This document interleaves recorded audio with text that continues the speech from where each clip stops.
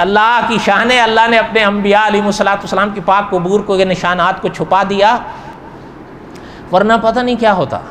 आप इत्तेफाक करें, इख्तिलाफ करें, देखें आज तो आपके पास दुनिया आपकी उंगलियों में है, आप देख सकते हैं, इस बात को चेक भी कर सकते हैं। साल बार कहीं ना कहीं कबूर पर इकट्ठे होते हैं,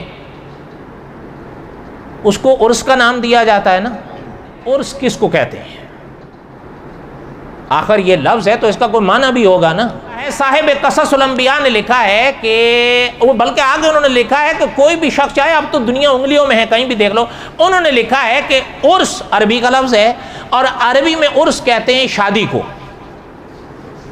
आगे उन्होंने लिखा है अरीस कहते हैं दूल्हे को, अरीसा कहते हैं दुल्हन को, और उर्स कहते हैं शादी।